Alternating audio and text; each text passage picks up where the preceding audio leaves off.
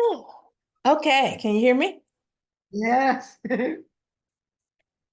Thank you, Charlene, for agreeing to talk with me today. I just wanted to ask you a few questions from this awesome woman who's been to Africa 22 times and built a school over there.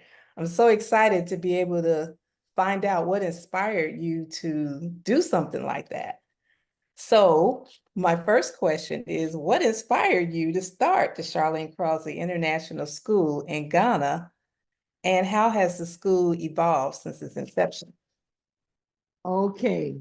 Well, like I have said so many times, um, I didn't go out trying to start a school, but the school started from the idea of being a school of dressmaking. And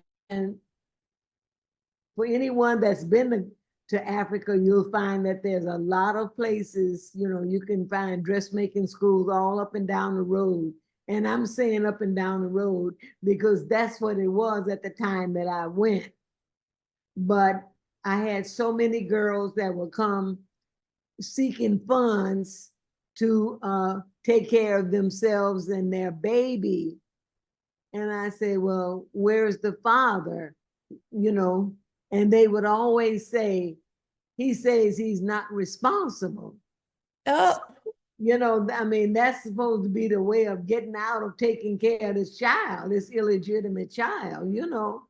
And so I knew how to sew because I did dressmaking myself. And I said, okay, then that's what's needed in this area.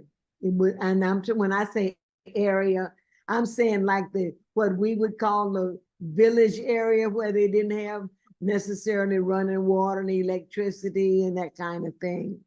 So that's what started. I said, at least I can do that. I didn't have money to give to these girls, but I could do something to raise money to help these girls learn how to do something so that they could take care of themselves and their baby. so what made you pick that spot versus, any place in the United States? You were from Chicago, and there were people in Chicago that needed help. What made you decide to go to Ghana? Ghana, I was already in Ghana, going to Ghana I went as a missionary. And so I was already in Ghana. And then as we would go to different villages, that would be something that would present itself. Hmm. These teenage girls and not being able to take care of themselves. Hmm. And that's it. So your school started with 3, 4, 5, 6, 7 girls? The school, well, first we had to buy the land. That was a trip all by itself. I mean, it was in the country, in the hills. Oh my God. And I say like I needed a machete to get in there, but it was not the trees above, but what was stopping you from walking through. And Francis and Georgina were the ones that took me up to that land. And it's like, okay, so this was really I come from Chicago. I'm not used to this. But in the meantime, we walked through and I said, okay, I want it to be this much, and, we just kind of measured it out like that. And to purchase the land, oh my God, if you've ever seen what is smoking the peace pipe, with the Indians and okay, that's how it was. France and Georgina were wheeling and dealing to get this land. And I said, okay, I'm going to spend this much money and I'm not spending any more. I'm not going to pay any more than that. So that's how in a nutshell, that's how that thing started. It took a while. Go ahead. I can't even imagine doing that in a foreign country.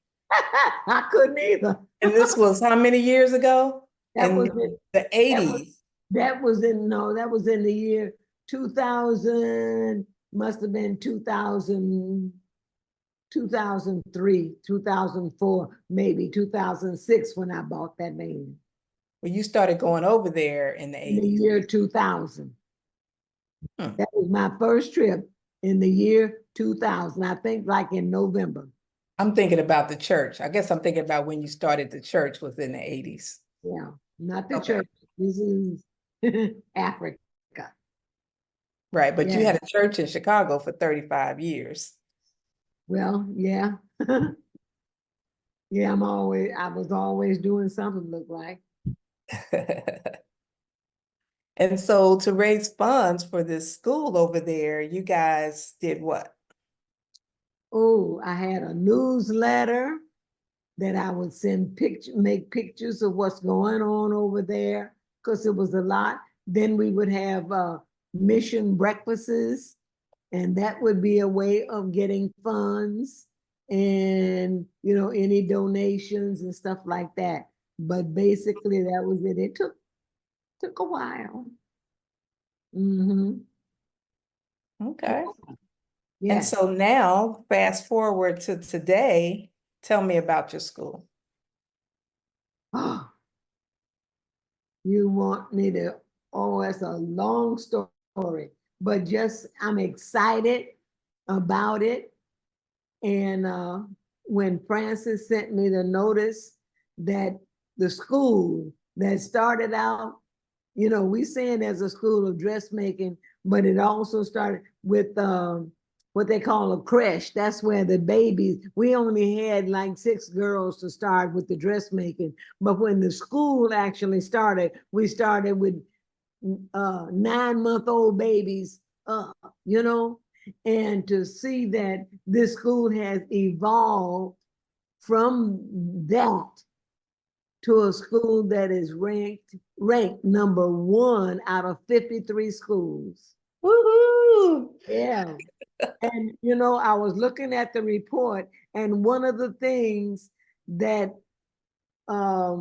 is in the report is that there was it's too much of a report. It's like what, 15 pages of stuff you printed out. Mhm. But